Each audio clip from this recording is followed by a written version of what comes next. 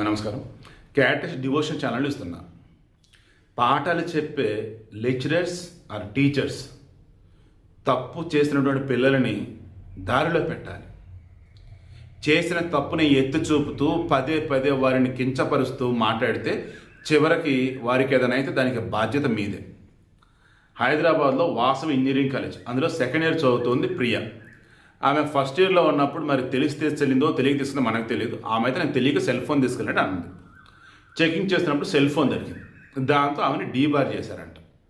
Then second year exam, second ఇయర్లో join అయిన తర్వాత కూడా సూటిపోటి మాటలతో ఈసారి ఎగ్జామ్స్లో నువ్వు దొరుకుతావు అనుకుంటే వేరే వాళ్ళు దొరికారని ఒకసారి, సిగ్గుశారం లేకుండా ఎలా ఇంకా కంటిన్యూ చేస్తాం చదువు అని చెప్పేసి ఒకళ్ళు, ఇలా అనరానే మాటలు సూటిపోటి మాటలతో నరకం చూపించిందట ఫ్యాకల్టీ అయితే. ఈవెన్ కొంతమంది స్టూడెంట్స్ కూడా ఎగతాళి చేసినట్టు చేశారంట.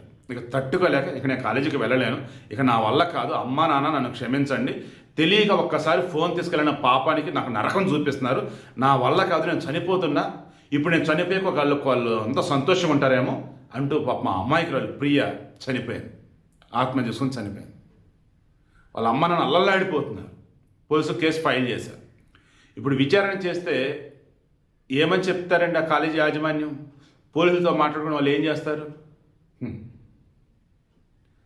మీ ఊహకు వదిలేస్తున్నది. ఎందుకంటే ఇలా ఆత్మహత్యలు చేసుకొని ఆ తర్వాత దీనికి కారణమైన వాళ్ళని శిక్షించడం అనేది మన సొసైటీలో జరగదు. మీరు బ్రతిగా ఏదైనా సాధించాలి. ఎవరికలా కాలేజీ మానేస్తే అయిపోయాయి. లేదన్నప్పుడు హ్యాపీగా వచ్చి ఏదైనా చక్కగా ఏదైనా కోర్సు వేరేది నేర్చుకోవటం, లైక్ ఏదో ఒకటి వాళ్ళ చేత నిందలు పడుతూ బాధలు పడుతూ ఉండటం ఎందుకు? లేకపోతే హ్యూమన్ రైట్స్ కమిషన్లో కంప్లైంట్ ఇస్తే అయిపోయేది. లేదన్నప్పుడు వాళ్ళు తిడుతున్నప్పుడు ఏదో ఒక రికార్డ్ చేసి సోషల్ మీడియా పెడితే అయిపోయేది, మీడియాకి ఇస్తే అయిపోయేది. దెబ్బకి ఆ ఫ్యాకల్టీని లేపు అవతల పడేసేవాళ్ళు కదా, లేపు అవతలని చంపటం కదా, తీసి అవతల పడేసేవాళ్ళు కదా. సో కొంచెం ఇది వాడండి అంతే తప్ప చనిపోవాలని పిచ్చాల్సిన మాత్రం చేయకండి. అన్యాయం కన్నోలు బలే. అండ్ ఆ కాలేజీ యాజమాన్యం మహా అయితే ఎవరైతే ఇలా అన్నారో వాళ్ళు సస్పెండ్ చేస్తారు, మహా అయితే జరిమానా వేస్తారు తప్ప ఇది ఏం కాదండి. పిల్లలారా పిచ్చి పిచ్చి ఆలోచన చేయకండి, ఆత్మహత్య రానివ్వకండి. అండ్ ఫ్రెండ్స్ కావచ్చు, ఫ్యాకల్టీ కావచ్చు, ప్లీజ్ రా, ఆడోళ్ళైనా మగోళ్ళైనా వాళ్ళు తెలుసో తెలియకో తప్పు చేస్తే అక్కడితో అయిపోయింది.